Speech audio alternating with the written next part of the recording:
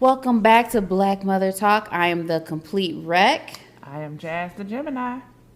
And we're back. And let's just get the housekeeping rules under control. Yes.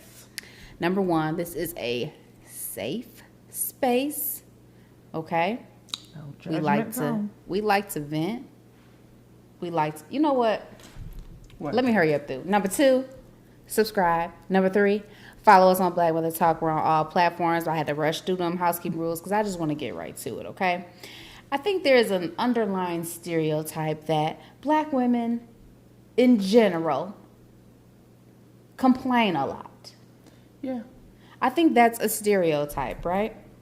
I think we're always accused of being Debbie Downers, complaining, negative. Hostile. Exactly. Yeah. I'm tired of it. Me too, sis. Me too. I'm tired of it because we have a lot on us. We do. And I just feel like, can we express ourselves? Exactly. Expression and venting are not the same as complaining, because it's not like we over here talking about life sucks, we hate being who we are, and we looking for somebody to play Captain Save-A-Ho. You know? Come on now, we not looking for Captain Save-A-Ho, all right? We just want to express how we're feeling and get somebody to be like, me too. Yes, but can I say, like, with all the cards that we are dealt, because the bitches is dealt. 52 card pickup in this motherfucker, okay? We handle it. Yes. I mean, we might. I don't even care. You could say we complain. You could say we vent. We never happy. Whatever you want to say. Black women handle shit. For sure. We get the job done. We might complain, but we get it done. We get it done. And we do it well. Come on now.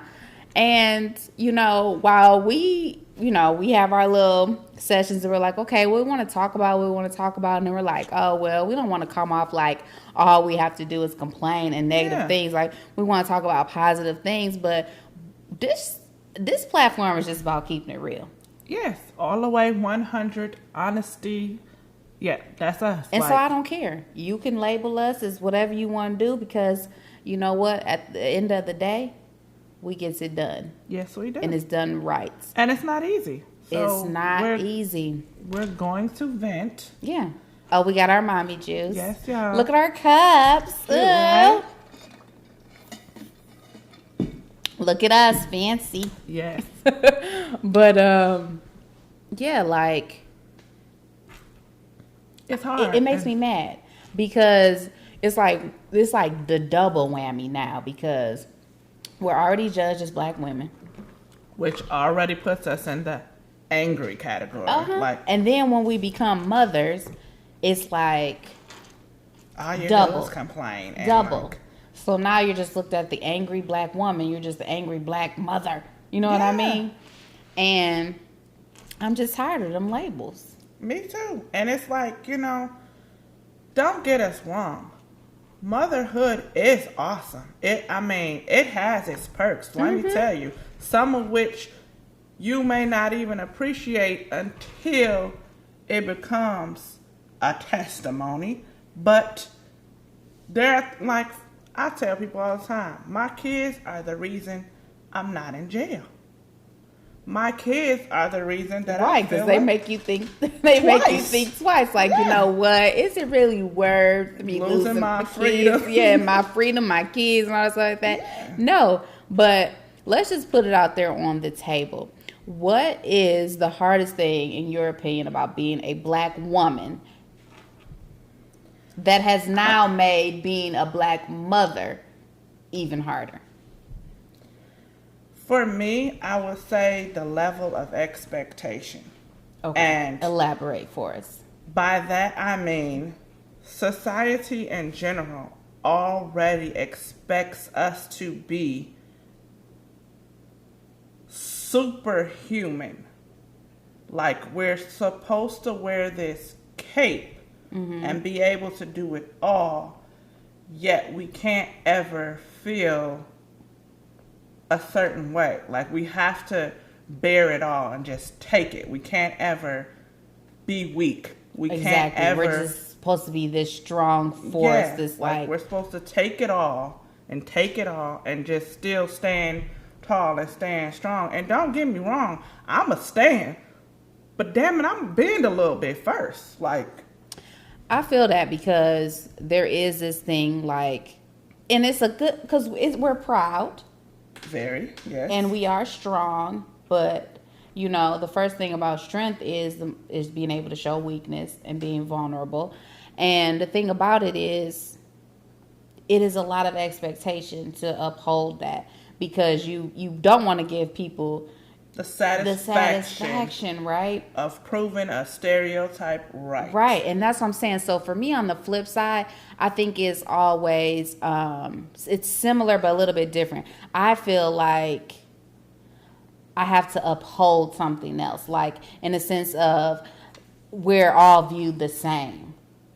You know what I mean? Like, they put us in this box of, you know, oh, she's probably ratchet, or she's a single mom, or, you know, she has no goals, no ambitions. Or simple as, oh, she whoops her kids. That's what I'm saying. You don't. Like, and it's like all those things, it's fine, because sometimes I can be ratchet. I'm proud. And then sometimes, you know, I'm just classy, okay? It just depends on which day you catch me on. But what I can say is I think that you have all these representations of us coming in at once, and then it just becomes overwhelming. It does. And at the end of the day, while motherhood is a great blessing, it's like one of the best achievements, or however you want to put it, we're still a woman first. Mm-hmm. Period. Mm-hmm. And that was a lesson I had to learn for myself, even just about my own mother, because the way we move isn't just solely based off being a mother, it's based off being a woman. So if we already have cards stacked against us as being a woman, a black woman, and now we're a black mother who's a woman, mm-hmm. shit gets real quick, and it gets heavy. And I feel like the need to,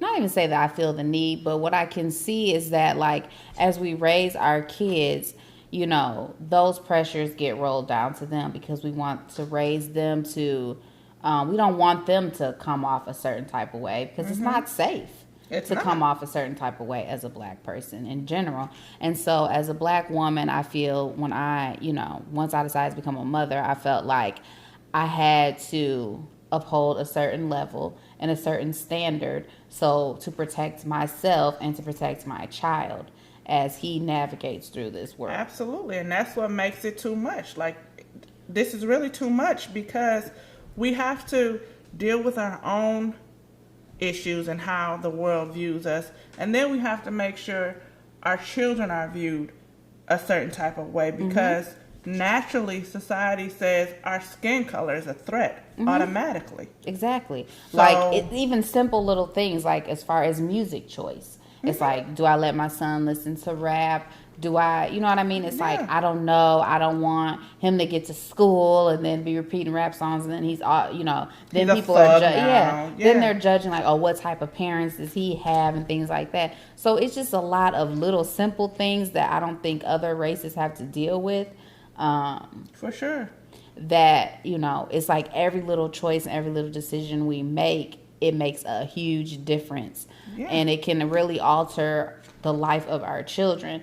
And so that alone is like debilitating, like stressful, anxiety on 1,000. It's crippling. Like, you know, people, and that's the thing. Life is hard as a black human.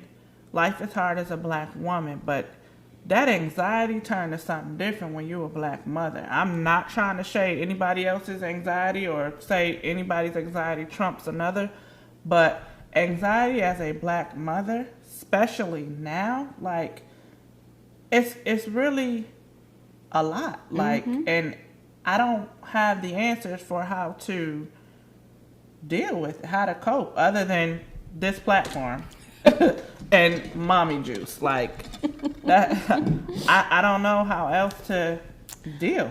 I mean, it's a tough situation, and don't get us wrong, like, it's dope being a black woman. It is. It's dope being a black mother. I wouldn't trade it. I wouldn't trade any of it. Like, everything we motherhood. do, it just looks sweet as hell. It does. I'm not gonna lie, I'm sorry. Everything the other races do don't look sweet as hell. If you're looking a little, not saying none of that stuff looks sweet, right. but everything like, it's certain stuff they do that's sweet too. But but we it's just like look when we sweet. touch Like, it, it's magic. when we do our reels and stuff and our TikToks, I just be like, yeah. you know what I mean? Like, we just like we did, and we are a talented group of people. We take the most fucked up situation and make it a song. We make it a whole movement. Yeah, yes. Like we do what we gotta do. Yeah, like it's just in our blood. Like we just lit. Like you know what I mean? Everybody just want to be us. Like it's dope. And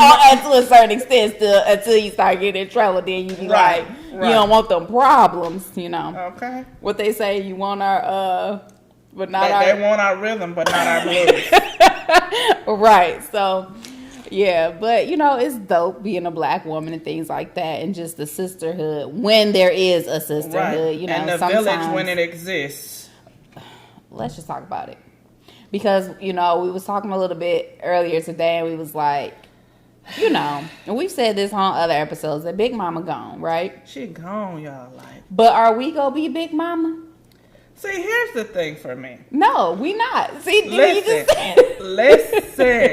And I feel like, at least, I want to find the happy medium, Like, I want to be the big mama, but I want to be the dope big mama. The, millennial to big mama. So I want to be the one that my children can depend on if they need me for their kids, which would be my grandkids, our grandkids. But I don't want to be the stereotypical big mama, with the diabetes and just stuck at Not home. the diabetes. I'm just saying, stuck at home with nothing else to do. Like, I do want to be like, I want to have blackout days, Yeah. I ain't got kids on these blackout days, right. okay? Like, Big Mama's still getting lit. Big Mama's still, popping, right? Yeah. I kind of struggle with this because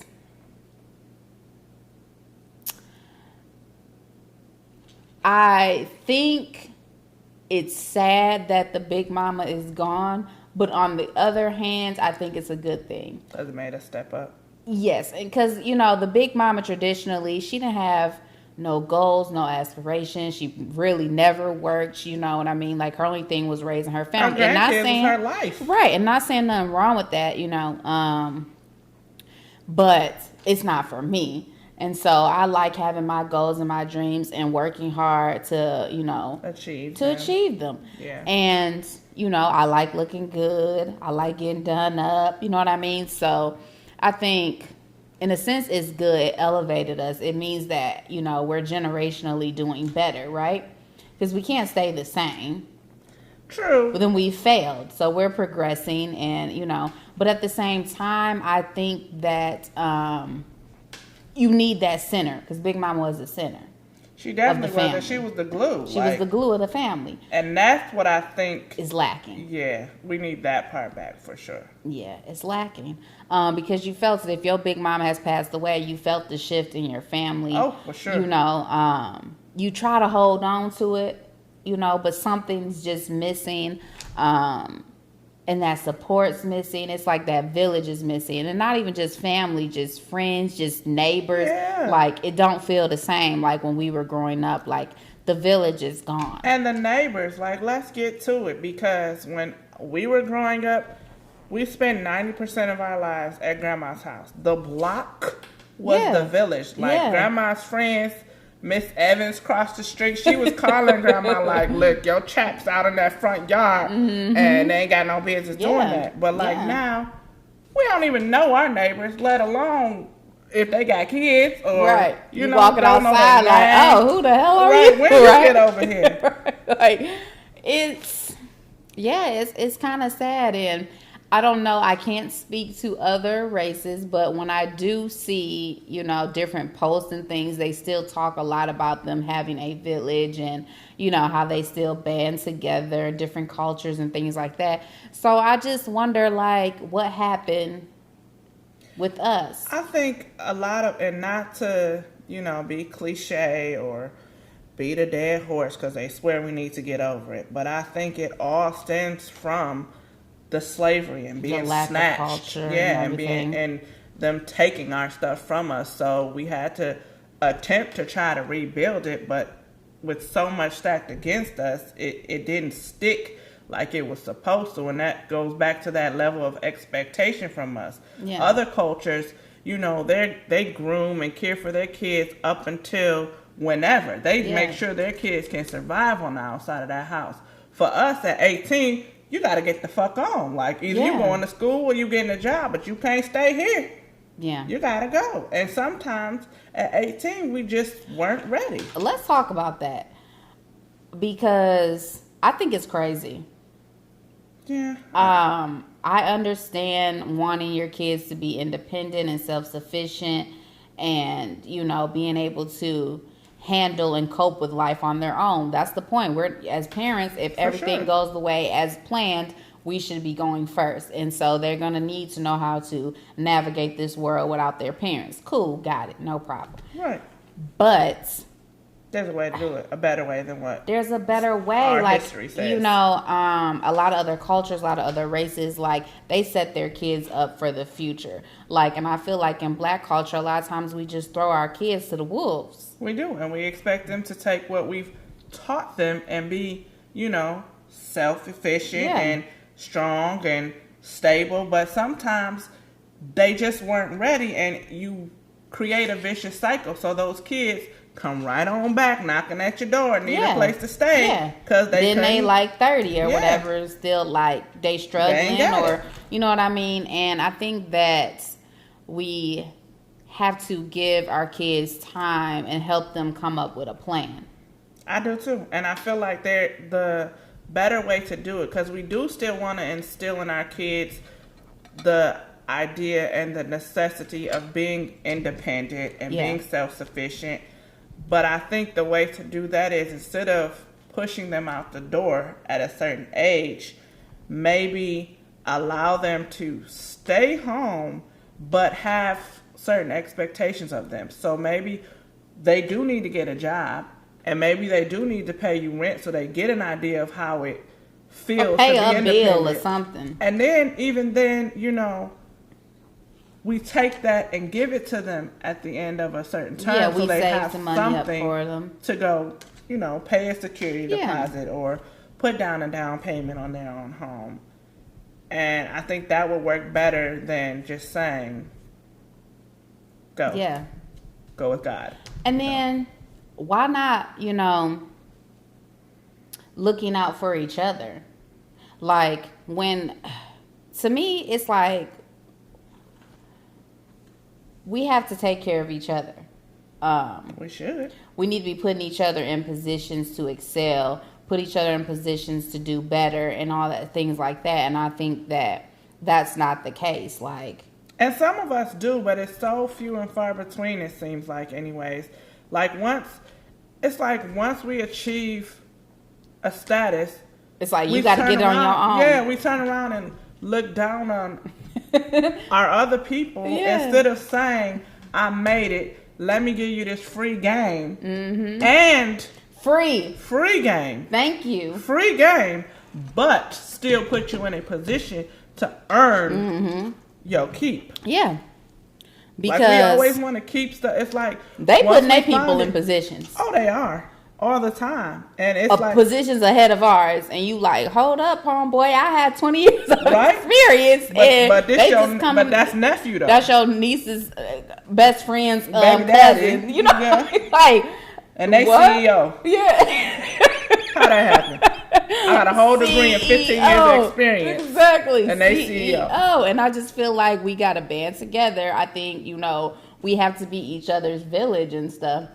And like shout each other out, like, and root for each other. Like, I just don't get it. And then, I mean, going back to our kids, I just feel like definitely what you said, put them in a position to win. Just kicking them out and, like, you know, survival of the fittest. Maybe that works for some kids. But, you know, if I feel that my kid not ready, you can know that you can stay here. You can save your money. You can think about your plan. Like, you don't have to have it all figured out at 18. Who had it all figured out at 18? Yeah, if you did, us. kudos to you. But, shit, I'm barely got it all figured out now. Okay.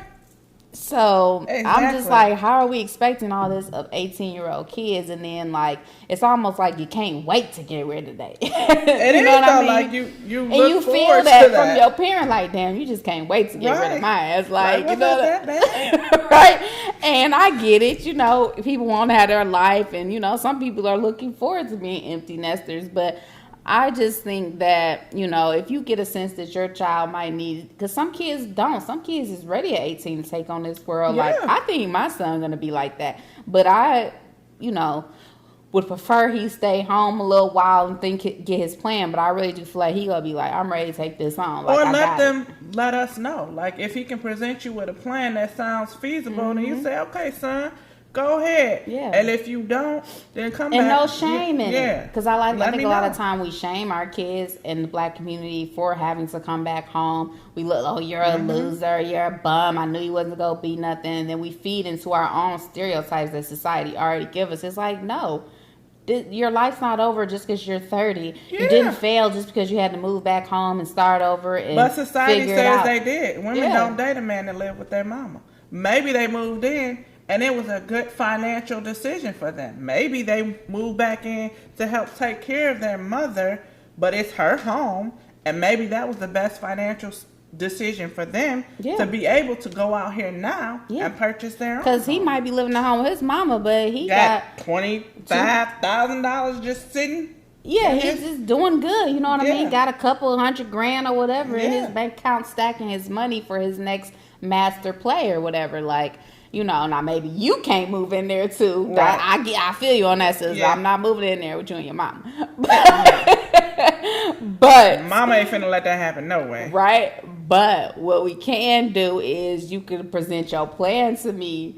Yeah. You know. But I think what happens is it's so much pressure on being a black mother that we subconsciously put that pressure on our kids. Yeah. And we force them to do the things that maybe we lacked doing. Or grow up faster. Yeah, make them grow up faster or have to make the power moves we failed to make. Mm-hmm. And sometimes that's not the child you have. Like, you made your child go to college and college wasn't for them. Maybe you raised a burger flipper. That's college is not for everyone. It's not. Let me be the first to say, like, I went to college and everything, but I feel like I was a person where I could do college because I was smart and not like, I'm flexing, but it's true. I was smart and it was a breeze, but it's like, I don't think it was necessarily for me at the time that I was doing it. I don't know, but I just feel like I could have did with or without it. But yeah. And that's going to be the case for some of the kids. And then sometimes your kid just ain't equipped. And so, like, we have to let go of these views that society forces on us. Who said doctor, lawyer, like dentist, whatever? Like, who said that was the highest achievement? Who says that damn cashier at Target ain't like somebody special? That cashier may be happy, number one. That's what it should be about, is your child's happiness. But that cashier may be happy, and that cashier may create an app that does some amazing shit. Or that burger flipper at McDonald's that you was so ashamed of came up with the cure for cancer. Just in this room. Could have, but didn't have the support of you. Yeah. You know what I mean? Or you forced them to do something too early they weren't ready for. Yeah. Like, college is a lot. Yeah. When you're not ready. And, I mean, the thing about it is, I mean, this conversation is taking us all over the place, but the core of it is that it's just too much. It is. Because, all of it. You know, you have your own things, your own stresses, and you're going to bring that home. you can try as hard as you want not to, but it's inevitable. It's now part of our makeup. Like, we just have the stresses of the world because, we know what it's like to be a black woman out here walking through the earth. And so it makes it hard to parent sometimes. It does. And we all have our own insecurities. We all have our own mom guilt and worries. And all of that stuff factors into how we parent. And it's a lot. There's too much. Okay? It's too much. It is. Like, can we get through it? Yes, we're going to do that regardless. We handle shit. I told you that's what we do. We're going to make it do what it do. Yeah. Forever. Yeah. But that doesn't mean that in between doing it, we ain't praying, crying, struggling, and that drinking. Black Mother prayer be something different. Baby. Okay. That Black Mother prayer is its own religion. It's something in it. Man, that magical sauce is in that Black Mother prayer. Like, okay, like it's next level, and it has to be. And that's the thing. It's like when you're just out, and then oh my God, like, let's not even talk like if you're working for somebody. Okay, like you have your job, you already feel undervalued. For sure. You know what I mean?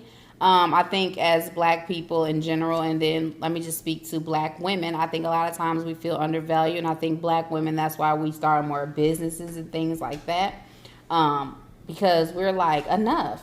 You know what I mean? And then trying to be an entrepreneur and a black mother. And that's another thing. That entrepreneur wave, movement, whatever, is so much harder in our community for several reasons. And a lot of people want to say it's because we don't support each other.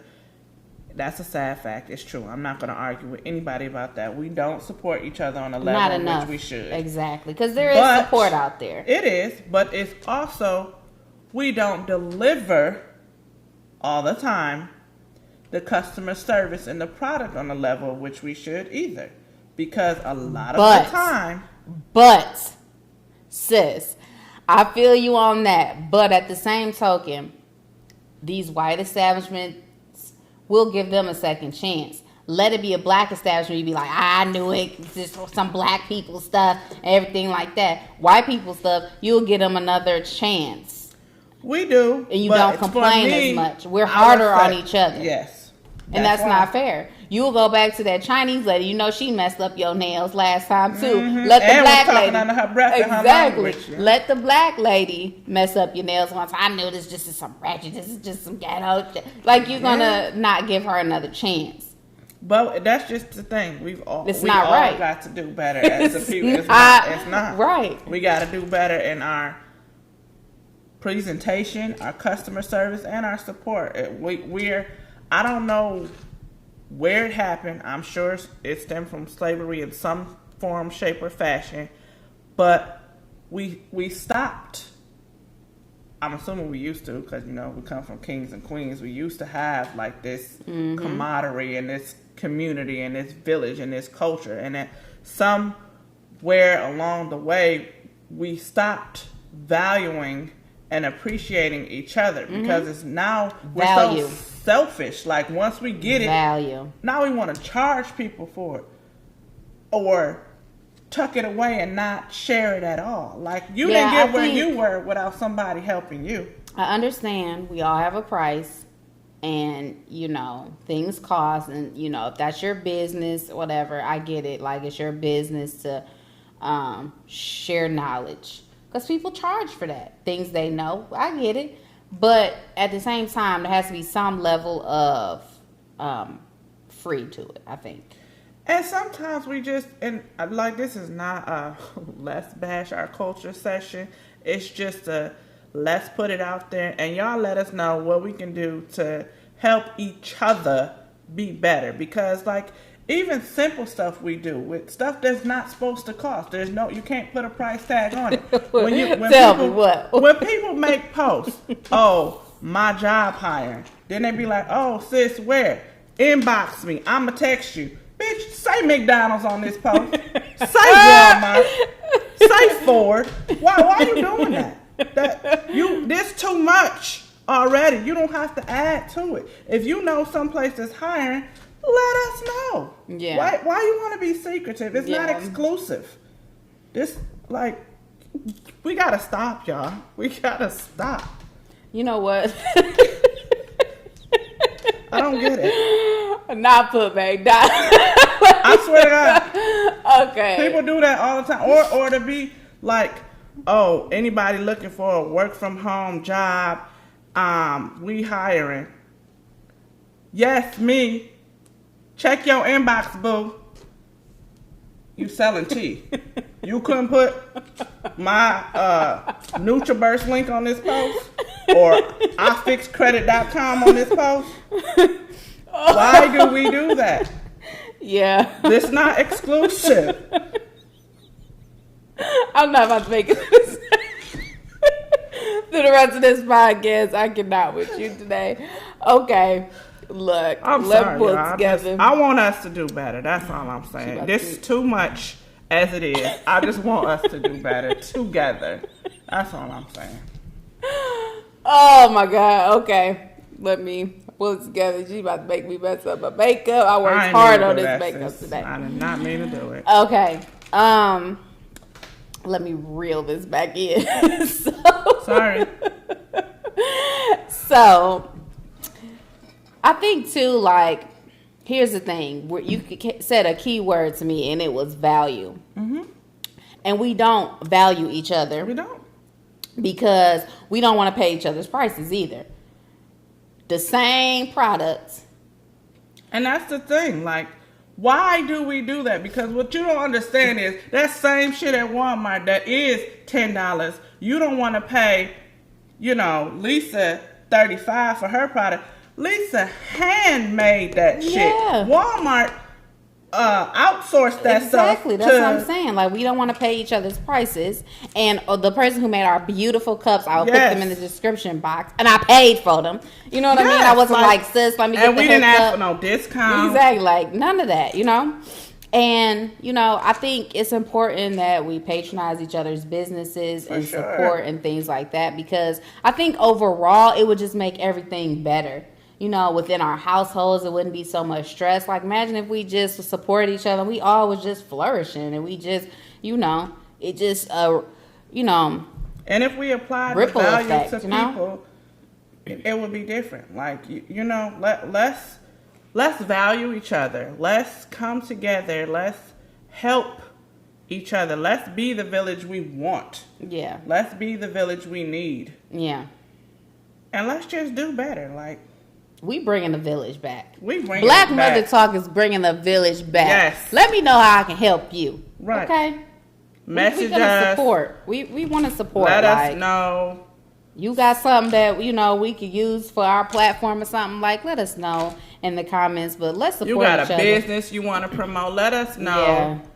Yeah. But we want the same in return too. So follow us, let people know to watch us, subscribe to us, and let's do this together. Come on, cheers to bringing this village back. Cheers. Cheers, y'all.